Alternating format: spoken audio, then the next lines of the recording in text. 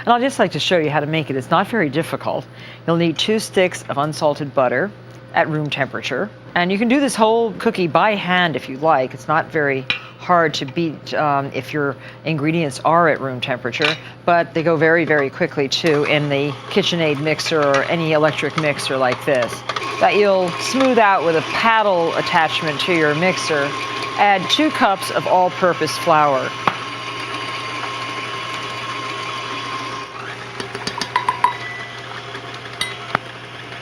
There. And 1/3 of a cup of heavy cream. And 1/4 of a teaspoon of vanilla extract. Very few ingredients and a pinch of salt. Just mix it up until you have a very nice, smooth dough. And that's all it takes. So really, basically, 4 simple ingredients. Divide the dough in half and shape it into flat discs and wrap it in plastic. And you want to chill it till it's firm, about 2 to 3 hours. And the secret ingredient for these cookies is not the dough, although it is very tender and very delicious, but the secret ingredient is the sugar in which the dough is going to be rolled. It's this beautiful pink sugar called sanding sugar. It is very crystalline and very, very sparkly. To make a color, use about a cup of sugar. You're going to use about a cup or a cup and 1/3 of actual sugar to roll this dough. And use a cherry pink powdered food coloring. Just use a little bit to start. That cherry pink will then very nicely tint your sugar. You can use yellow, you can use blue or green, but this color pink is so perfect for the traditional Valentine's cookie.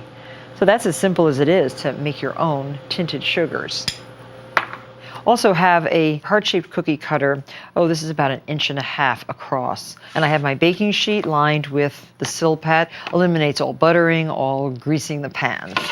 And then you just roll your dough out in the sugar. No flour, and you can work on a breadboard or working on a marble surface like this is very good. I'll make sure your sugar is all mixed up.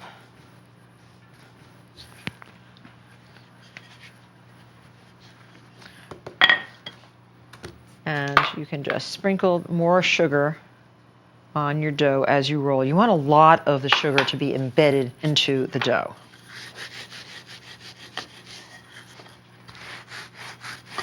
So there, I think we have rolled this dough to an appropriate thinness. And now just cut it out with your cookie cutters.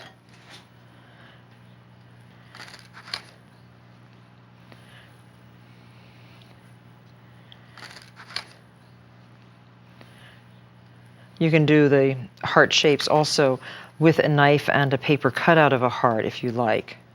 One recipe of this dough should yield about 72 cookies, which will make 36 sandwiches. And the cookies, once they're cut, should be put back into the refrigerator for at least 10 minutes to chill the dough before you bake them. And bake in a preheated oven at 325 degrees for approximately 15 minutes. So our first batch should be done by now. Well, these look good.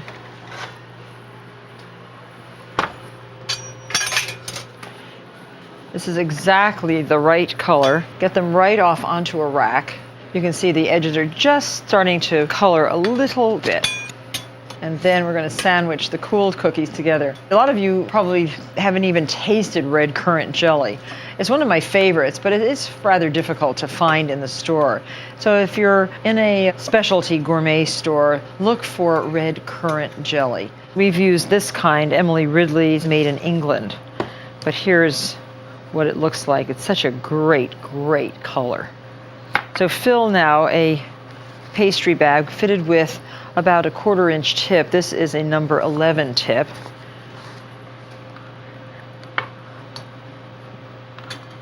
And you're just going to put a little bit of currant jelly in between the cookies. Now the tops of the cookies are the part of the cookie that has a little bump on it. That you want on the outside. So just turn the cookie over and put a little currant jelly on the inside and just stick them together. Let them sit for a little while to stick together, and then you can package up the cookies. So we're going to use these little cardboard boxes, pretty colored waxed paper, and you can tie it up with a little piece of wax string. And I just have to have a bite of our very beautiful and crunchy and sweet and delicious Valentine's Cream Hearts, our cookie of the week.